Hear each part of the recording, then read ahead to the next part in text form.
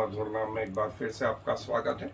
और हम प्रभु यीशु मसीह के पुनरुत्थान और फिर प्रथम कलीसिया में, अर्ली चर्च में पुनरुत्थान से संबंधित जो शिक्षाएं पवित्र आत्मा पौलुस के द्वारा देना चाहता था, जिसका वर्णन पहला कुरिन्थियों 15वें अध्याय में, और उस कड़ी में जो है आज एक और महत्वपूर्ण जो है कंसेप्ट है, जिसका वर्णन जो है 35 आयत से 49 आयत तक। पहला कुरिन्थियों 15वां अध्याय 35 आयत से 49 आयत तक मैं आपके लिए पढ़ रहा हूं। यदि आपके पास बाइबल है तो अपनी बाइबलें खोल लें। और यहां ऐसा लिखा, अब कोई यह कहेगा कि मुर्दे किस रीति से जी उठते हैं और कैसी देह के साथ आते हैं। हे निर्बुद्धि, जो कुछ तू बोता है जब तक वह ना मरे जिलाया नहीं जाता, और जो तू बोता है वह देह नहीं जो उत्पन्न होने वाली, परंतु नीरा दाना है, चाहे गेहूं का चाहे किसी और अनाज का। परंतु परमेश्वर अपनी इच्छा के अनुसार उसको दे देता है, और हर एक बीज को उसकी विशेष दे। सब शरीर एक शरीर के नहीं, परंतु मनुष्य का शरीर और है, पशुओं का शरीर और है, पक्षियों का शरीर और है, मछलियों का शरीर और है। स्वर्गीय देह है और पार्थिव देह भी है, परंतु स्वर्गीय देह का तेज और है और पार्थिव का और। सूर्य का तेज और है, चांद का तेज और है, और तारागणों का तेज और है, क्योंकि एक तारे से दूसरे तारे के तेज में अंतर है। मुर्दों का जी उठना भी ऐसा ही है। शरीर नाशवान दशा में बोया जाता है और अविनाशी रूप में जी उठता है। वह अनादर के साथ बोया जाता है और तेज के साथ जी उठता है। निर्बलता के साथ बोया जाता है और सामर्थ्य के साथ जी उठता है। स्वाभाविक देह बोई जाती है, आत्मिक देह जी उठती है। जबकि स्वाभाविक देह तो आत्मिक देह भी है। ऐसा ही लिखा भी है कि प्रथम मनुष्य अर्थात आदम जीवित प्राणी बना, और अंतिम आदम जीवनदायक आत्मा बना। परंतु पहले आत्मिक न था पर स्वाभाविक था, इसके बाद आत्मिक हुआ। प्रथम मनुष्य धरती से अर्थात मिट्टी का था, दूसरा मनुष्य स्वर्गीय। जैसा वह मिट्टी का था वैसे ही और भी मिट्टी के हैं, और जैसा वह स्वर्गीय है वैसे और भी स्वर्गीय। और जैसे हमने उसका रूप जो मिट्टी का था धारण किया, वैसे ही उस स्वर्गीय का रूप भी धारण करेंगे। ये कंसेप्ट है। किसी की देह, हर बीज की देह, जैसे पौलुस बोलता है, गेहूं का दाना, चावल का दाना, दाल का दाना बोया जाता है। उसके जो दाने आते हैं वो दाल ही होते हैं, लेकिन अलग अलग। फिर वो बोलता है मनुष्यों का शरीर, पशुओं का शरीर, पक्षियों का शरीर, मछलियों का शरीर, सब अलग अलग है, लेकिन सब में ब्लड है, सब में प्राण है। पेड़ों में भी प्राण है। ये कंसेप्ट किसका है? ये परमेश्वर का कंसेप्ट है। फिर तीसरा कंसेप्ट जो लेकर के आए, पवित्र आत्मा ने बताया, हर मनुष्य का तेज अलग है। उदाहरण के लिए, जैसे हमारे जो हाथ की रेखाएं हैं, हमारे थंब इम्प्रेशन, हमारे फिंगरप्रिंट, सब में अलग है। हमारी आइरिस, हमारी आंखों के अंदर का पैटर्न जो है करीब 10 करोड़ में एकाधिक के समान हो तो हो, अन्यथा टोटली डिफरेंट है, टोटली डिफरेंट। हर व्यक्ति का जीन्स अलग है, हर व्यक्ति का जो है, अब है सब मनुष्य, लेकिन सब का शरीर अलग अलग है। बिल्कुल ऐसा ही स्वर्गीय शरीर है और संसारिक शरीर है। और जैसे आदम में पौलुस बोलता सब मरते हैं, वैसे दूसरा आदम अर्थात प्रभु यीशु मसीह, उसमें सब जिलाए जाते हैं। पहला आदम मिट्टी का था, और आज हमारे देह कौन सी है? मिट्टी की। दूसरा आदम जी उठने के बाद कौन सी देह थी? स्वर्गीय देह दी। और ये देह किसने दी? पिता ने दी। तो फिर वही बोलता है कि जैसे हम मिट्टी के हैं, प्रथम आदम के समान है, अब हमारा रूपांतरण स्वर्गीय देह में होगा, स्वर्गीय देह में। और वैसे ही होंगे जैसे प्रभु यीशु मसीह जी उठने के बाद थे। सो वो बोलता है 42 आयत में, मुर्दों का जी उठना भी ऐसा ही है। शरीर नाशवान दशा में बोया जाता है और अविनाशी रूप में जी उठता है। वो अनादर के साथ बोया जाता है और तेज के साथ जी उठता है। निर्बलता के साथ बोया जाता है और सामर्थ्य के साथ जी उठता है। स्वाभाविक देह बोई जाती है और आत्मिक देह जी उठती है। जबकि वो स्वाभाविक देह तो आत्मिक देह भी है। ऐसा ही लिखा भी है कि प्रथम मनुष्य अर्थात आदम जीवित प्राणी बना और अंतिम आदम जीवनदायक आत्मा बना। परंतु पहले आत्मिक न था पर स्वाभाविक था, इसके बाद आत्मिक हुआ। प्रभु यीशु मसीह संसार में हमारे जैसा सुख दुख भोगा, उसने पवित्रता का जीवन जिया और अल्टीमेटली पुनरुत्थान के बाद जो देह थी वैसी देह कलीसिया की होगी, संतों की होगी, शहीदों की होगी, जो प्रभु यीशु मसीह के नाम से शहीद हो गए। और वे तमाम लोग आदम से लगा करके प्रभु यीशु मसीह के द्वितीय आगमन तक जो परमेश्वर की व्यवस्था के अनुसार जिन्होंने जीवन जिया है, वे वैसा जीवन प्राप्त करेंगे।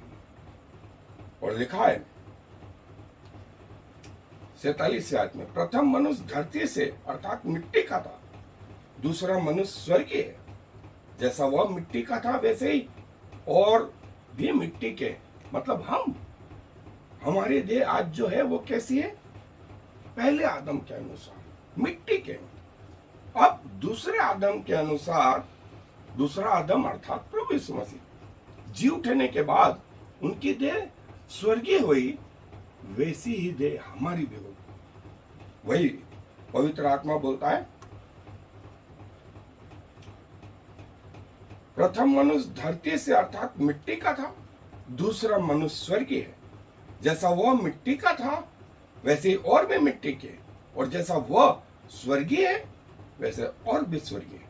और जैसे हमने उसका रूप जो मिट्टी का था धारण किया, वैसे उस स्वर्गीय का रूप भी धारण करेंगे। और देखें सबोपदेशक में जैसा लिखा है, मिट्टी तो मिट्टी में मिल जाएगी, आत्मा जिसे परमेश्वर ने बनाया लौट जाएगी। और ये आत्मा जानवरों में नहीं है, ये पेड़ पौधों में नहीं है, ये पक्षियों में और जंगली जानवरों में किसी में नहीं है, सिर्फ मनुष्य में आत्मा है, मनुष्य में आत्मा है। और जैसा मैं हमेशा बोलता रहा हूं कि यदि आप में परमेश्वर का आत्मा नहीं तो आप इक्विवेलेंट तो वो जानवर हैं जिनमें प्राण है और शरीर है। इसलिए वो आत्मा जो है हमारे अंदर आना बहुत जरूरी है, जिसका हम आगे क्रमवार अध्ययन करेंगे। इस टॉपिक के बाद में पेंटिकोस्ट के दिन जो पवित्र आत्मा फिर से आया तो क्या उलट पुलट हो गया। सो हम अपने अध्ययन पे चले। पहला कोरिन्थियों के इस 15वें अध्याय की 35 आयत से हमने पढ़ा, और जो है कि कैसे मरे हुए जी उठते हैं। कलीसिया में कई लोगों का यह सवाल था। सो पवित्र आत्मा पौलुस की सहायता से ऐसा बोलते हैं कि कुछ लोग जो हैं इस बारे में अभी भी शंका रख रहे हैं कलीसिया में कि मरे हुओं का पुनरुत्थान कैसे हुआ, कैसे प्रभु यीशु मसीह की देह थी, क्या वो स्वर्गीय देह थी, क्या वो पृथ्वी की देह थी। और जो है पौलुस जो है पवित्र आत्मा की सहायता से इस चीज को क्लियर करता है कि जो कुछ बोया जाता है नीरा दाना, वो मर करके नया पौधा और नए फल लेकर के आता है जो उसी के कैरेक्टर के अनुसार होते हैं। जैसे गेहूं का दाना गेहूं ही लेके आता, चावल का दाना चावल ही लेके आता है। लेकिन गेहूं के यदि 1000 दाने हुए, हजारों का शरीर अलग अलग है। जैसे पक्षियों का शरीर है, जैसे मछलियों का शरीर है, जैसे पशुओं का शरीर है, जैसे मनुष्यों का शरीर है। एक मनुष्य दूसरे मनुष्य से जैसा भिन्न है, वैसा भिन्नता जो है इस देह में भी होती है। और पौलुस बोलता है कि जो शरीर बोया गया और जो पुनरुत्थित हुआ वो दिखने का एक जैसा था। जैसे जब वो प्रभु यीशु मसीह लोगों पे प्रकट हुए तो उनकी शक्ल चेंज नहीं हो गई, उनकी हाइट चेंज नहीं हो गई, उनके जो है वाणी चेंज नहीं हो गई। उन्होंने खाया, उन्होंने पिया, उन्होंने देखा, उन्होंने सुना, उन्होंने सूंघा, वे चले, वे फिरे, उन्होंने हाथों से अपने हाथों में जो है वो छेद बताए कीलों के, अपने पाँव में वो कीलों के छेद बताए, अपनी पसली में भाले का वो निशान बताया। और थोमा से तो ये भी कहा, मुझे छू, अपनी उंगलियां डाल मेरी हथेली में और अपनी हथेली मेरे पंजर में डाल। सो प्रभु ने उसके बाद वो थी आत्मिक देह, वो आत्मिक देह थी जो पुनरुत्थित हुई थी। और पौलुस इस चीज को क्लियर करता है कि प्रभु जैसे गेहूं के दाने को बोने के बाद जो नया पौधा आया वो भी गेहूं के देना है, लेकिन जो नया दाना आया वो नया दाना किसने बनाया? वो बनाया परमेश्वर, वो बनाया परमेश्वर ने। सो वो बोलता है इस चीज को कि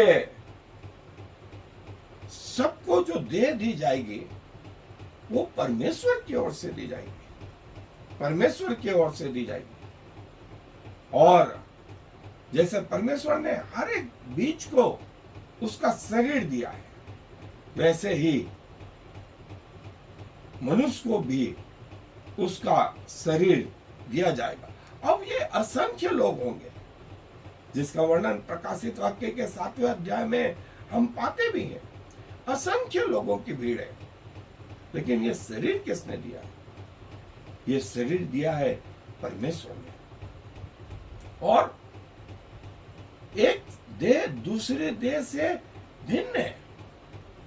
जैसा मैंने बताया, हमारे फिंगरप्रिंट्स, हमारी आंखों के आइरिस, हमारा डीएनए, हमारा क्रोमोसोम पैटर्न, हमारा ब्लड ग्रुप, हमारे देह, हमारे टिश्यू टाइपिंग सब अलग अलग अलग अलग। लेकिन हम ऊपर से सब मनुष्य हैं, लेकिन अंदरूनी रीति से चेंज है। वैसे ही ये इस प्रकार के देह जो है वो पुनरुत्थान के बाद दी जाएगी। और ये हमें आशा है, मृत्यु के बाद ये आशा है जो अभी तक किसी को नहीं थी। और पौलुस इसको आगे बढ़ाता और कहता है कि जैसे सूर्य का तेज है, चांद का तेज है, तारों का तेज है, और एक तारा दूसरे तारे से कैसा भिन्न है, वैसा ही प्रभु के लोगों का तेज होगा, प्रभु के लोगों का तेज होगा। सो इस बात से निराश नहीं हो, इस बात से निराश नहीं हो कि मेरा क्या होगा, मेरा क्या होगा। आपका जो सबसे श्रेष्ठ है वो परमेश्वर करेंगे। सबसे श्रेष्ठ जो आपके लिए होगा वो परमेश्वर करेंगे। और वो बोलता है शरीर अविनाशी दशा में बोया जाता और विनाशी दशा में बोया जाता है और अविनाशी दशा में जी उठता है। अनादर के साथ बोया जाता है और आदर के साथ जी उठता है। और वैसी महिमा जैसे परमेश्वर के महिमा कमजोरियों के साथ बोया जाता है, सामर्थ्य के साथ जी उठता है। जैसे स्वाभाविक है, नेचुरल बॉडी, वैसे ही आत्मिक शरीर भी है, वैसे ही आत्मिक शरीर भी है। और जो है जब शारीरिक शरीर है तो आत्मिक शरीर भी है। और आज वर्तमान में सारी मानव जाति जिस शरीर में है वो शारीरिक शरीर है, जो इस मिट्टी का है, जो इस मिट्टी का है। और अब जो शरीर मिलने वाला वो आत्मिक होगा, वो आत्मिक होगा। जैसे प्रभु यीशु मसीह का शरीर था, जैसे आदम एक जीवित प्राणी था, लेकिन दूसरा आदम अर्थात प्रभु यीशु मसीह जीवनदायक, जीवनदायक आत्मा। और प्रभु यीशु मसीह में हम सब कलीसिया के जो संत लोग हैं, पवित्र लोग हैं, विश्वासी लोग हैं, वे जिलाए जाएंगे, उनको वैसा ही शरीर मिलेगा। अब यहाँ एक महत्वपूर्ण बात मैं आपसे बोलना चाहता हूँ, कहाँ लिखा है कि इस चर्च के लोग, इस संस्था के लोग ही स्वर्ग जाएंगे? कहाँ लिखा है कि सिर्फ गोरे या काले या पढ़े लिखे अनपढ़ जो है छोटे वर्ग के लोग नहीं जाएंगे, ऊंचे वर्ग के लोग ही जाएंगे? कहीं नहीं लिखा दोस्तों। और ये पुनरुत्थान जो है प्रभु परमेश्वर की ओर से, पैसों से नहीं, पैसों से नहीं, कर्मों से भी नहीं, लेकिन विश्वास के द्वारा। और जैसा मैंने बताया कि यदि विश्वास उसका पहला हेड है सिक्के का, तो उसका टेल जो है कर्म है, कर्म है। सो जैसे हमारे प्रभु की दशा हुई, वैसे ही हमारी भी दशा हुई। जो दाना बोया गया वो जब वापिस उगा तो अलग था, लेकिन कैरेक्टर वही था। उसमें जो फल लगे, गेहूं का एक दाना बोया तो ऊपर जो उम्बियां लगी वो भी गेहूं की ही थी। वैसे ही जैसे मसीह में सब मरे हैं, तो पुनरुत्थान के बाद जो देह मिली वो वैसी ही देह होगी जैसे हमारे प्रभु यीशु मसीह, लेकिन वो देह आत्मिक होगी। सो मृत्यु कहाँ रही? मृत्यु का डंक कहाँ रहा? प्रभु यीशु मसीह ने मृत्यु का अंत कर दिया, उसका खुल्लम खुल्ला तमाशा बना। और ये वो मृत्यु कहाँ रही? जैसे मसीह में पहले आदम में सब मरते हैं, मसीह में सब जिलाए जाएंगे। और ये क्रमवार होगा, ये क्रमवार होगा। अविनाशी शरीर, महिमा युक्त शरीर, सामर्थ्य के साथ शरीर, आत्मिक शरीर, ये सब जो है एक के बाद एक जो है होता जाएगा। सो जैसे स्वाभाविक देह है वैसे आत्मिक देह भी है। नेचुरल जो हमारी आज बॉडी है वो इस पृथ्वी की मिट्टी की बनाई हुई है, और इसके बाद जो बॉडी होगी, इसके बाद जो शरीर होगा वो जो है आत्मिक होगा। और जैसे आदम का मतलब होता है रेड अर्थ, लाल भूमि, और वही भूमि, वही मिट्टी हमारी भी है। इसलिए जब पाप आया, मृत्यु आई, परमेश्वर ने कहा तुम मिट्टी से बनाया गया है, मिट्टी में मिल जाएगा, मिट्टी में मिल जाएगा। और जो प्रभु यीशु मसीह में जी उठेंगे वे आत्मिक देह को प्राप्त करेंगे।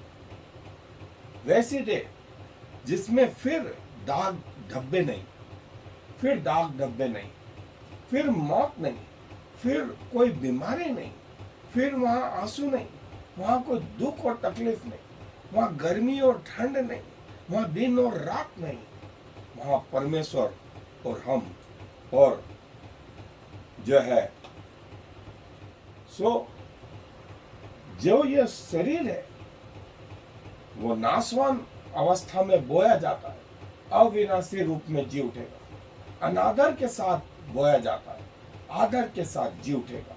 कमजोरियों के साथ बोया जाता है, सामर्थ्य के साथ जी उठेगा।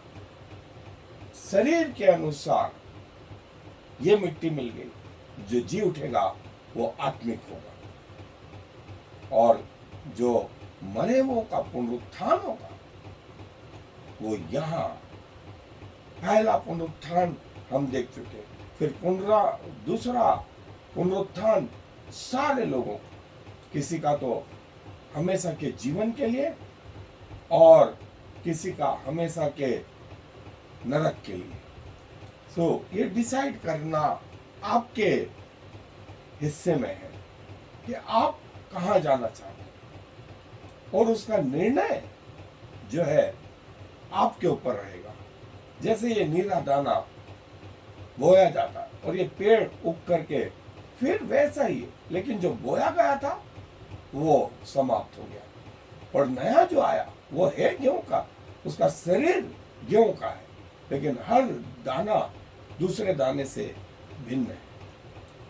और ये जो है पवित्र आत्मा ने सिखाया। पहला आदम जिसमें शरीर में प्रभु ने श्वास फूका और वो जीवित बन गया, और जीवित रहते हुए उसने पाप किया तो वो स्पिरिचुअली आत्मिक रीति से मर गया। था तो पेड़, लेकिन वो ऐसा हो गया। और दूसरा आदम जो है आज्ञाकारी, और जैसा प्रभु का शरीर था वैसा कलीसिया का, उनके लोगों का भी वैसा ही शरीर होगा जिसकी हम कल्पना करते हैं। तो दोस्तों, आए अपने आप को प्रभु के चरणों में ले चलो और कहें, प्रभु जैसे आपका शरीर था वैसा ही मेरा वो पुनरुत्थित शरीर हो और मुझे अपने राज्य में ले, और जब मेरी मृत्यु हो तो यहाँ नहीं, वरन मैं हमेशा आपके साथ रहने वाला हो सकूं, जहाँ ना कोई झुर्री है, ना कोई मृत्यु है, ना कोई बीमारी है, वहाँ हमेशा का जीवन है। और प्रभु के लोग प्रभु के साथ होंगे, उसको आमने सामने देखेंगे, उसके मुंह को देखेंगे, और प्रभु आप उनका प्रभु होगा। आए दुआ धन्यवाद देते हैं कि आपने कहा जब तक गेहूं का दाना मर नहीं जाता बहुत फल नहीं लाता, और आप वो गेहूं के दाने थे। और जब आपका पुनरुत्थान हुआ तो सब लोग आश्चर्यचकित थे, और आपने कहा जैसा मेरा शरीर रहेगा वैसा उन लोगों का भी रहेगा जो मुझ पर भरोसा करते हैं। प्रभु, हम अपने आप को आपके चरणों में ला करके रखते हैं। हमारा शरीर, हमारा प्राण, हमारी आत्मा प्रभु आपको ग्रहण योग्य हो, हमारे जीवन का स्वामी बने। ये सौभाग्य दें कि अपनी मृत्यु तक आपके प्रति वफादार रहे, और आपके आराधना करना हमारा उद्देश्य है। जो लोग अभी तक आपको नहीं जान पाए, प्रभु ऐसे लोगों के लिए दुआ है कि वे अपनी मृत्यु के पहले आपको अपना उद्धारकर्ता जान लें, ग्रहण कर लें, क्योंकि आप कहते हैं कि जहां मैं रहूंगा वहां मेरे लोग होंगे, और जिन्होंने आपका नकार दिया वे उस अनंत आग में होंगे। तो प्रभु दया करें, क्योंकि ये विनती हम प्रभु यीशु मसीह के नाम से मांग लेते हैं। आमीन। और फिर शमा इस्राएल यावे एलोहेनु यावे echad Hear, O Israel, the Lord is our God, the Lord alone.